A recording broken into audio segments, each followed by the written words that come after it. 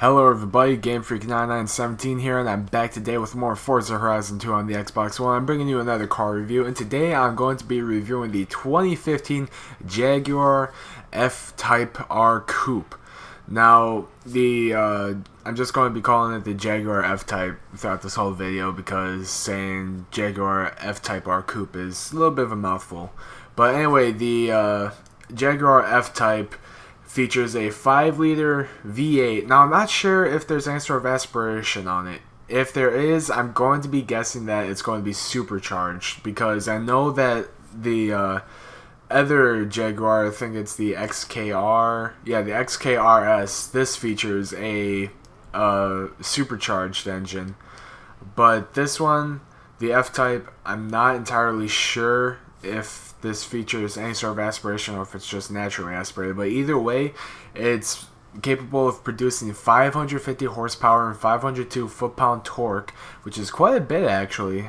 But it weighs 3,638 pounds. Now, I'm not exactly sure how well this is all going to correlate down the road on track and whatnot, but anyway, let's go ahead and buy the car and let's see.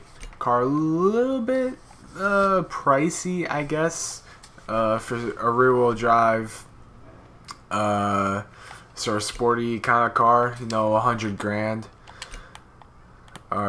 Anyway, got a very nice looking white, some reds and orange, a little bit of a green, blue, some blacks, grays, and silver.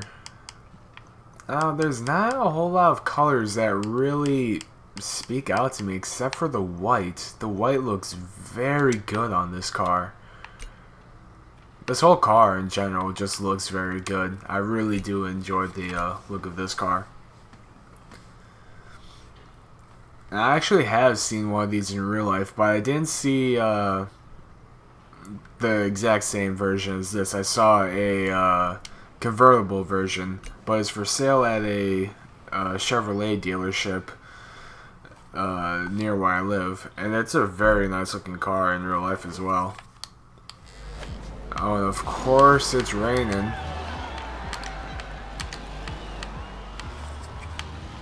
Always has to be raining when I'm trying to do a review. Wow.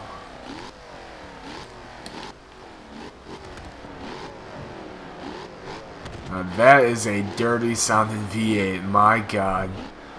But look at this interior. Wow, this is a very nice looking interior, very pretty. I think this may be supercharged. I could have sworn I heard a whine from it.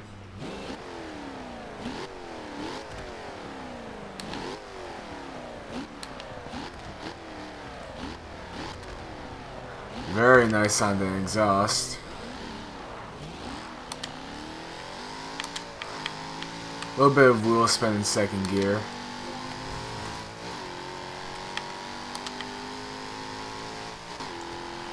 Man, this car sounds awesome. Brakes are very good.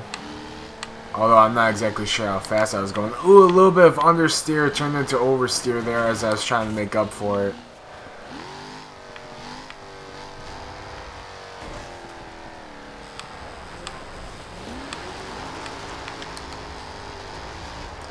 Alright, able to grip in third gear here on the gravel. Goes around these corners very well.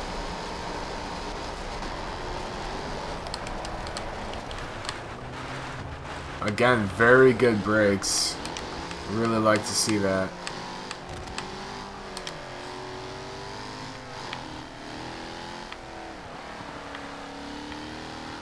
Hard on the throttle in third gear coming out of that corner. No wheel spin whatsoever. Very good.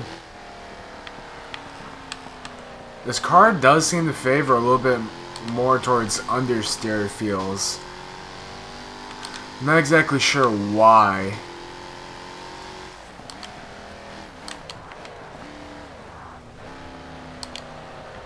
It may be because the RPMs are just very low.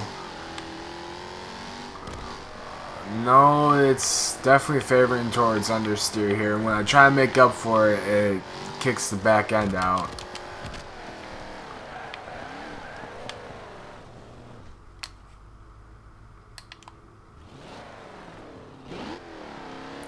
Alright, well anyway, let's see how fast it goes in a straight line. Very easy to launch.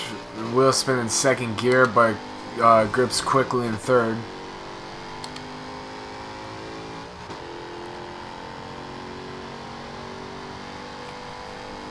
This 5-liter V8 is really working to push it.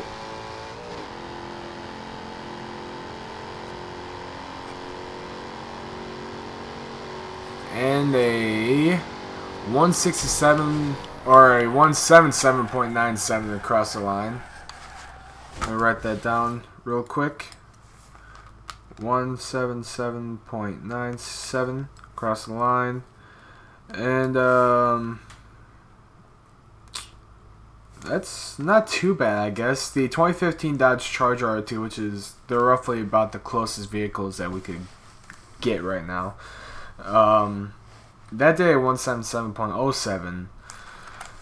That featured a larger engine, but was heavier as well. Let's see some of the other vehicles.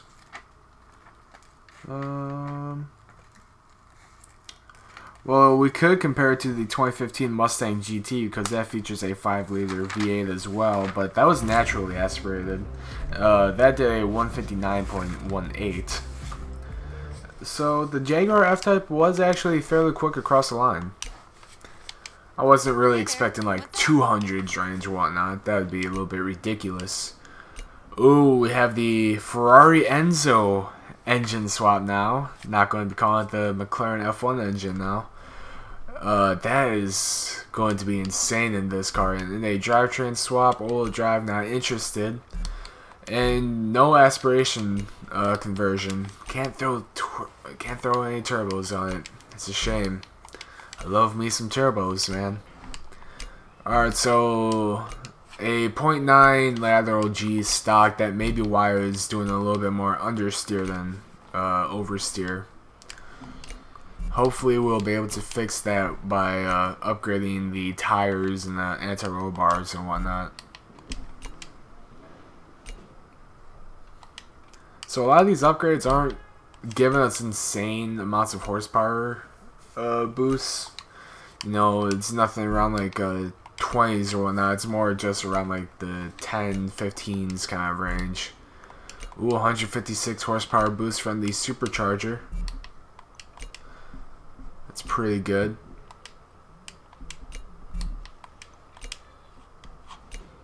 Alright, so 895 is the final horsepower numbers.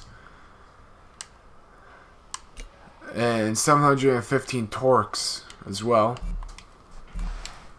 Whoops, don't want to upgrade the springs, want to go for the anti-roll bars. Can't upgrade the brakes, but that's not necessarily a bad thing. The brakes on this car are very, very good, I must say. Let's see, weight reduction, 2,952 pounds with that. Should I? No, I don't think I'm going to. Alright, do the clutch, transmission, driveline. Yes, race clutch, or race transmission, I mean. I love being able to put that on. Alright, race compound tires, boosts us up to from 1 lateral G's to a 1.1. Alright, it's going to stick at 1.1 lateral G's. A race splitter and a race wing. Not interested in either. But anyway, let's go see exactly if this car does any better. Let's see if this car can improve, I guess.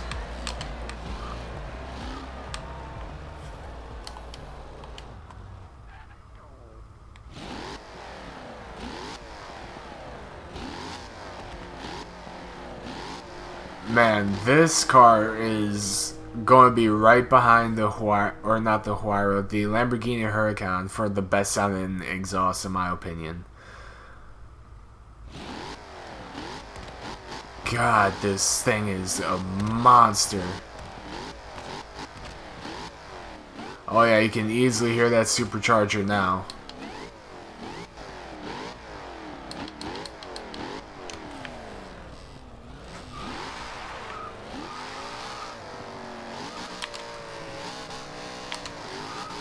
Ooh, man.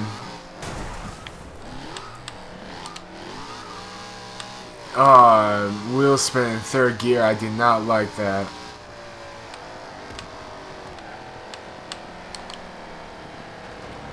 This car definitely does not succumb to understeer now, though. That's a very good thing. Oh, wow. I did not know that this car actually had active aero.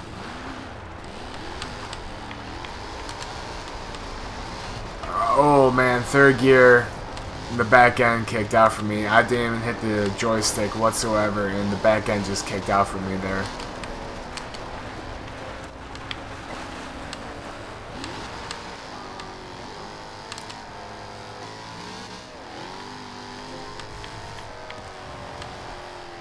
Alright, hard on the throttle coming out of the corner. As you can see there, the back end had kicked out for me.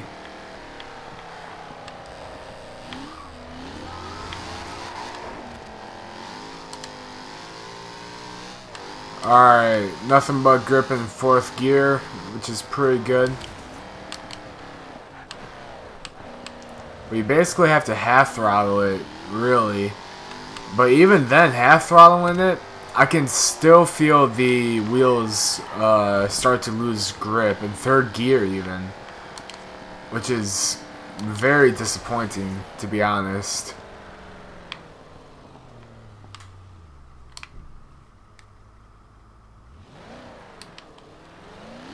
Alright, well, let's see how fast it can go in a straight line.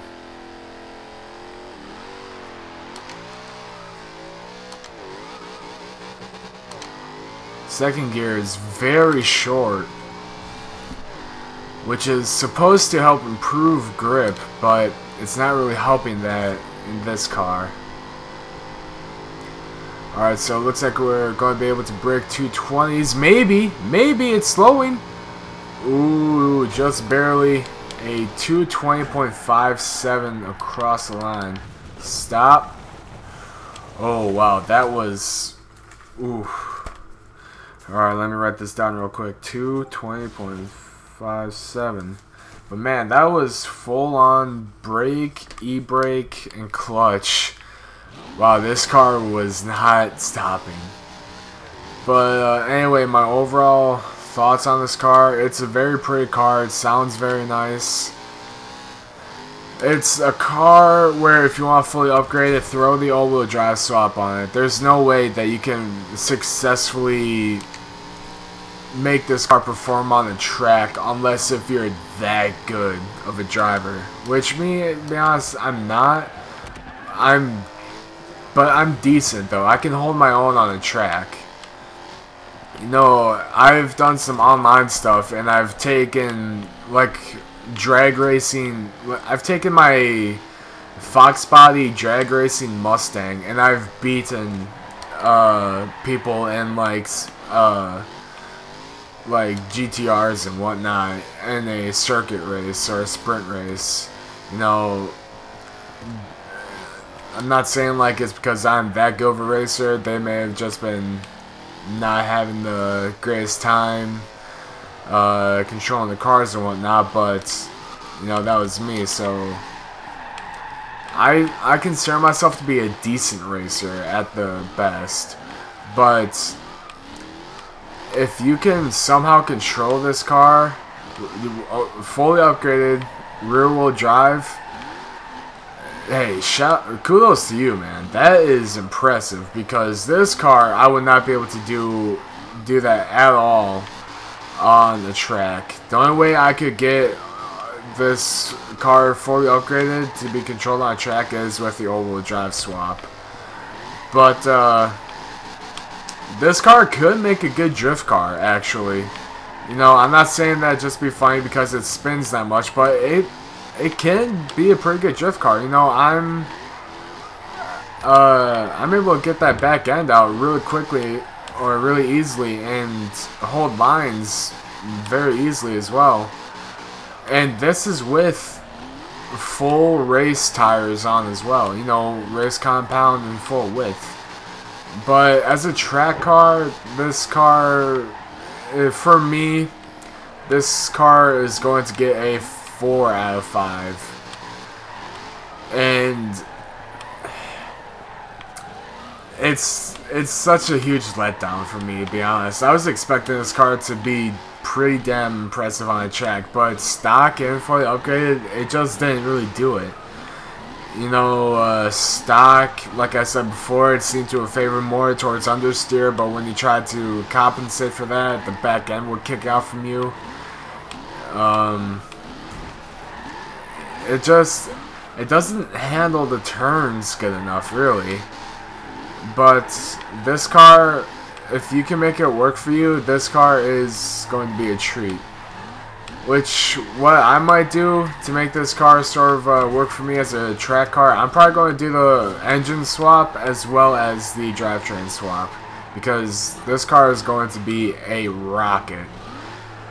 But anyway, 4 out of 10 is what I meant to say before. I said 4 out of 5, I know, but I meant 4 out of 10. But, yeah, this car isn't really... It's not really doing it for me. But anyway, I'd like to thank you all so much for watching. If you enjoyed the video, let me know in the comment section down below, or just give the video a thumbs up. If you want to see more content from me and my friends and I record with them, make sure to hit the subscribe button. I'll be uploading daily. And, you know, I'd just like to thank you all so much for watching, and I'll see you in the next video.